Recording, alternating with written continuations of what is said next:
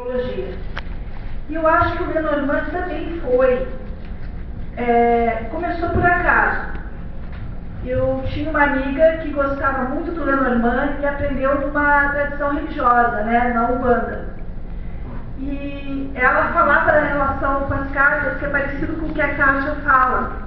Que ela gostava demais, que ela usava para conselho, que ela tinha, digamos assim, altos toques com as cartas e ela vivia tirando, né?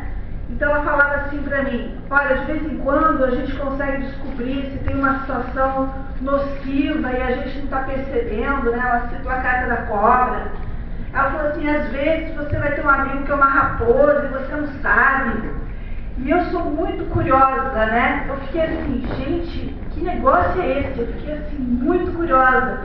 Tanto que a astrologia, ela saciou minha sede, porque a pessoa curiosa tem muito que estudar com a astrologia. Então você gasta a tua curiosidade e não termina, né? São anos e anos estudando, e eu tenho já mais de 20 anos de astrologia, e assim, você tem uma sensação que você não sabe o suficiente nunca, né? Então, pra gente curiosa, a astrologia é maravilhoso.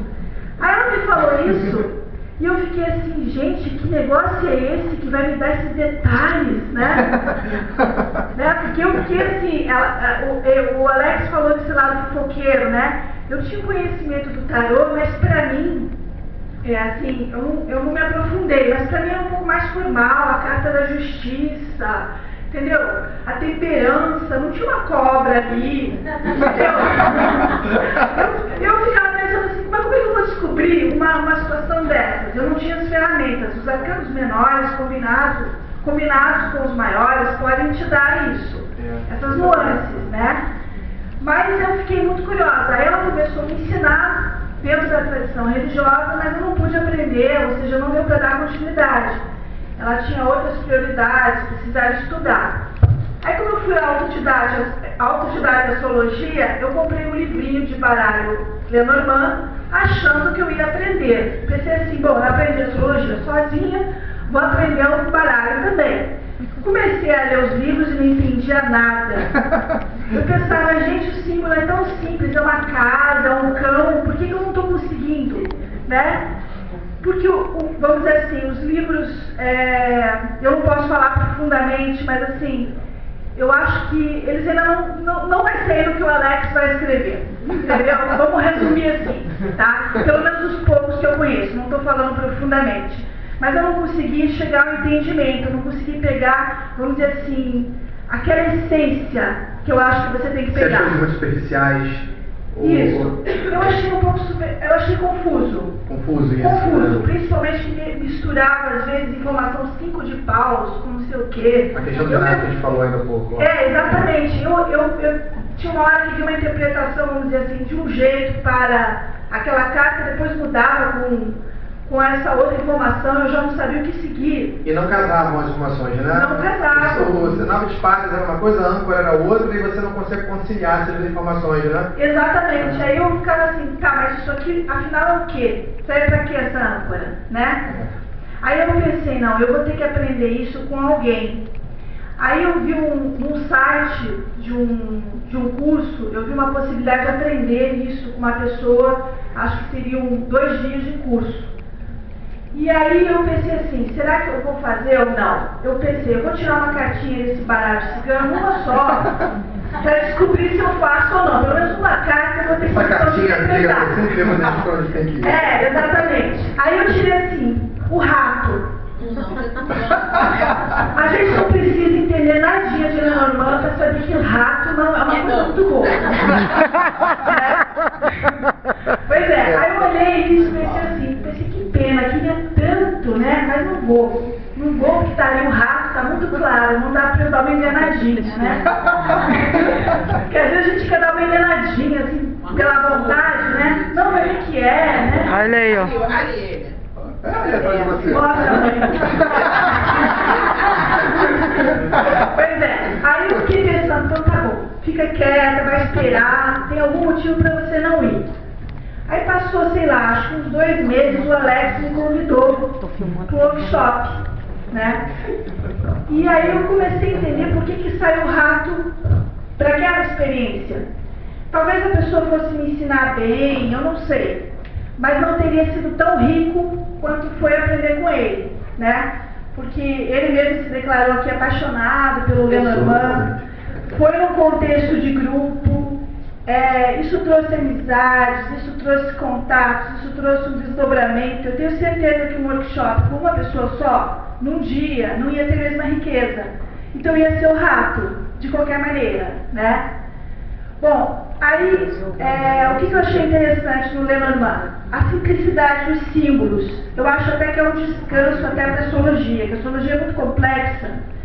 E é muito gostosinho olhar assim, é uma casa, é um cão. Você sabe o que é casa, o que é cão. Acabou. Né? Você não tem que ficar derivando muito, né? Pensando muito. Então, aquela simplicidade me encantou.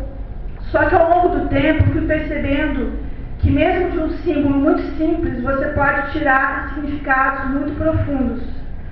Então, muitas vezes, digamos assim, trazendo jogos para o grupo, né? Às vezes as pessoas falavam coisas assim, que eu ficava encantada, dizia assim, nossa, como é que de 3 cartas vocês conseguiram fazer isso? Né? Jogos assim, de chorar, assim, né? De tão bem feitos, né? Bom, qual que seria a conexão assim com a astrologia? O que a astrologia ajuda, né, no caso com o Lenormand? Eu acho que todo sistema simbólico, ele tem basicamente 3 fases, né? A primeira fase é você saber o que é o símbolo. Você tem que ter conhecimento do que o símbolo é, você tem que ter isso guardado dentro de você. A segunda fase é você ver as interações, porque o símbolo nunca está sozinho, né? Raramente você vai tirar uma carta só, sempre tem uma interação. Então você vai ter que pensar em termos de interação, isso acontece na astrologia. Tanto é que o iniciante na astrologia ele fica confuso, porque ele olha assim, meu Deus, tem um planeta numa casa que se comunica com outro, e isso vai formando um emaranhado, né? Sendo que a terceira e última etapa é justamente a capacidade de fazer a síntese. Né? Sintetizar, depois de você ter feito, saber qual é o símbolo, ter feito as interações, no final você vai ter que sintetizar. E o jogo, gente, é a mesma coisa, o processo é idêntico. Você tem que conhecer o símbolo, vai ter que fazer conexões e no final você vai ter que olhar o conjunto, né? Então, todo esse processo é igual. Eu considero que quando você aprende um sistema simbólico, você já está apto a aprender qualquer outro. É parecido com quem vai dançar, por exemplo. Uma pessoa que dança bolero, se ela for dançar samba, ela vai achar um pouquinho difícil, mas ela vai achar mais fácil do que alguém que nunca dançou nada, né? Ela vai ter já essa coisa da dança, do ritmo e tal. Então, existe essa conexão, né?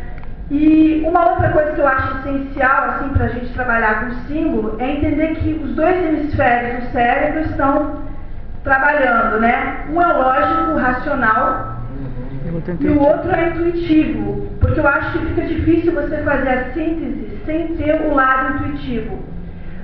Quando você olha um mapa astral ou quando você olha um jogo, no final você vai ter que ter um sentimento sobre aquilo. E isso é dado pela intuição. A tua intuição vai te mostrar a direção daquilo. Depois de você juntar os dados, vai vir a intuição, né? Então o processo é muito parecido. Agora, tem coisas que eu acho que o baralho são mais adequado para o baralho, mais adequado para o tarô. Eu vou falar especificamente de uma técnica na astrologia que eu acho que a maioria das pessoas não conhece, que se chama astrologia horária. Astrologia horária é a arte de responder perguntas levantando o mapa para o momento em que aquela pergunta acontece na sua cabeça. Então você pode, por exemplo, se perguntar: devo comprar essa casa? Devo comprar esse apartamento? Aí qual que é o procedimento? Você anota o horário e para esse horário você abre o mapa. Quando isso é intermediado por um astrólogo, não é o horário que o cliente anotou a pergunta, não. É o horário que você aceitou a pergunta. Existe essa nuance. Então, por exemplo, eu às vezes recebo por e-mail uma consulta horária. Estou vendo que tem alguma cliente minha, algum cliente aflito, né? Às vezes naquela hora eu não abro e-mail, ou eu não me interesso o suficiente pela pergunta naquele momento, né? Quando tem algum momento que eu penso assim, nossa, acho que eu tenho que responder a pergunta da Laura, a Laura está lá me esperando. Essa hora que eu conectei com a pergunta dela, é a hora que eu anoto. E aí eu levanto o mapa para essa hora. E aí eu vou tentar responder com base nessa hora. Agora, qual que é a vantagem e a desvantagem da astrologia horária? A astrologia horária, ela é muito boa para pergunta objetiva. Compra de uma casa, se uma pessoa está doente ou não, se uma pessoa está grávida ou não, né? Agora, ela não é muito sutil para pergunta, por exemplo, de relacionamento, né? Não é muito sutil e eu costumo avisar, né? Então, por exemplo, a pessoa pergunta assim, toda esperançosa, eu e o fulano vamos ter um relacionamento? Aí qual que é o procedimento na astrologia horária? Você vai ver se o regente da pessoa, se os planetas que regem a pessoa, estão em harmonia com os planetas que regem o outro. Aí você vai ver que tem um aspecto que não conecta, né? Pelo contrário, que separa. Então a resposta da astrologia horária é: não, vocês não vão ficar juntos. Só. Não tem nuance, não tem conselho, não tem nada. No máximo tem alguns detalhes. Talvez essa pessoa esteja com outra, essa pessoa não está bem, enfim, podem surgir alguns detalhes. Mas é muito objetivo. E eu acho que quando você leva isso para o tarô, de repente você tem um aprendizado, vem um conselho, de repente vem uma carta dizendo que lá mais para frente tem outra coisa. Tem atenuantes que na astrologia horária não tem. Simplesmente você vai dizer, olha, infelizmente não tem nada aí. Até me lembro de um caso de uma cliente que ela me perguntou, ela estava se envolvendo com uma pessoa casada, em processo de separação. Aí, a cada 3 meses ela me procurava. Tem chance, né? Aí teve um mapa que eu falei assim, ele já tinha se separado, ela me perguntou de novo, não, agora ele se separou, né? E eu tirei o mapa horário e olhei assim, não, esse cara tá devagar, eu senti isso, muito devagar. Aí eu falei pra ela, olha, infelizmente eu não tô vendo aí a conexão entre vocês. Ela falou assim, mas você tá enganada, porque ele já está assinando os papéis, tá tudo certo. Eu falei, tá bom, talvez eu esteja enganada, né? Pode acontecer. E foi lá um pouquinho, então, você sabia que estava uma conexão. Pois é. Aí o que aconteceu? Tinha uma ênfase lá em touro, no mapa, representando ele. Ele estava se separando, mas ele ainda tinha um monte de coisa para resolver, a vida dele enrolou, ele estava assim, indisponível afetivamente. A queixa dela foi essa. Que eles tentaram namorar, mas às vezes quando o cara estava complicado, ele não atendia telefone, ele sumia, porque na verdade ele continuava enrolado, né? E pelo que eu sei, ele continua até hoje. Ela te ligaram perguntando se vai me ligar hoje, não? Não. Você vai me ligar hoje? Vai me ligar amanhã? Não, até porque eu faço a consulta horária, são um pouquinho caro, que é para não dar esse tipo de pergunta. Entendeu? Sabe? E a astrologia horária ela também tem essa característica, é uma pergunta só, acabou. Aquele mapa está lá para responder isso. Ele não está lá para falar de outras coisas. Ele é muito objetivo. Nesse sentido, você acha então que você vai ter uma complementação ali, né? Você vai conseguir um outro alcance que a astrologia não vai te dar, né? Um outro nível de interpretação. Eles vão se unir. A astrologia vai falar de uma forma, o momento dela, e de repente o baralho cigano vai dar os detalhes que você não conseguiria com o mapa. Exatamente. Já cheguei até a fazer uma experiência recentemente que eu tirei um mapa horário e fiz um jogo. Tanto no mapa horário quanto no jogo as coisas estavam altamente complicadas, mas aconteciam. Era como se fosse assim, pênalti, assim, quando está um jogo super difícil para ganhar no pênalti. E era impressionante a correlação entre os dois mapas, né? Vamos dizer assim, entre o mapa e o jogo. E eu acho também que tem um detalhe interessante, que é o seguinte, o poder da imagem. Porque a astrologia, ela não vai ter essa questão da imagem, é um símbolo apenas. Então vamos supor, no mapa horário, às vezes, 2 pessoas não ficam juntas, porque um dos regentes está se afastando do outro. Ou seja, uma história já aconteceu, mas não acontecerá novamente. No baralho, de repente, você pode ter isso simbolizado, sei lá, dependendo do contexto, por um navio que está indo embora. Estou dando um exemplo qualquer, dentro de um contexto de jogo. É muito forte a imagem do navio. Eu acho que é mais forte do que ver um planeta se afastando. Entendeu? Até porque o navio vai mostrar que ele pode estar embora para longe, ou ele está se libertando de limites muito estreitos dentro dessa relação. Você vai viajar nessa interpretação, né? Isso. Agora, o que eu achei legal que você falou assim nesse complemento, eu posso dizer, você falou, as cartas descansam um pouco a cabeça daquela complexidade da astrologia. Eu já consegui, na astrologia, um recurso para poder aprofundar a leitura de carta, que é o quê? Quando eu fiz uma mapa astral com Bola, eu falei, Bola, fala da minha, sei lá, quadratura de Urano em Libra com Vênus em Capricórnio. Ele falou, é um vento soprando uma montanha, uma ilusão, um tempo. E eu achei bem legal isso daí, mas no Lenormand, e até no Tarot consegue fazer isso também. No Lenormand, principalmente, você vê, como uma tiragem, aquela tiragem, foi feita uma tiragem pra gente num evento que nós íamos participar, e saiu a criança, o livro e o caminho. Qual foi a interpretação daquilo?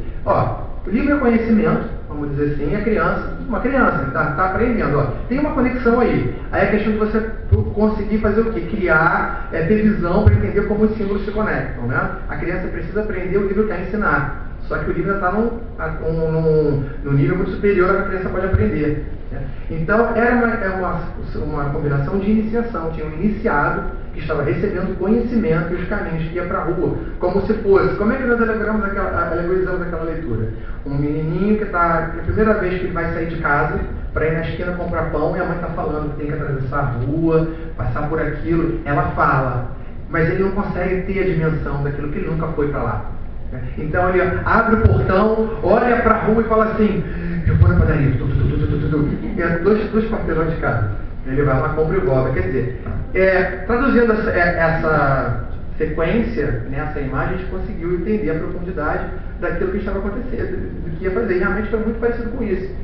Caminhar dentro de um lugar legal, onde tinha muita informação mais que a gente estava preparado até para receber, mas que aquilo assentou, deu autoconfiança, né, e que haveria uma disseminação daquele conhecimento, né, e rolou. Então, esse recurso astrológico, de você fazer uma narrativa e criar uma imagem, associar aquilo a um elemento presente, né, eu acho interessante. E o Lenormand fica fácil porque, como vocês falaram, são temas cotidianos. Né? Você talvez não veja Marte na rua, você não vai ver, de repente, Euace no seu trabalho, ou você não vai ver a torre caindo dentro do seu banheiro. Né? Mas você consegue ver um cão entrando pela sua casa, até uma combinação muito bonita, a criança e o cão. Né? Bota uma criança no jardim, vê o que está acontecendo, aqui na combinação. Alegria, amizade, festa, uma combinação lúdica, protetora, né? Porque o cão é mais esperto, ele tem um jeito de ser criança, mas ele tem faro para o perigo, então ele protege a criança que ele tem força, mas ao mesmo tempo suavidade para lidar com ela. Ele dá para tudo que ela precisa, né? E ela para ele. Né? Acho que essa plasticidade, essa poetização da leitura bem interessante, você consegue aprofundar bastante a tua visão do símbolo da situação através dela. O que a gente pode...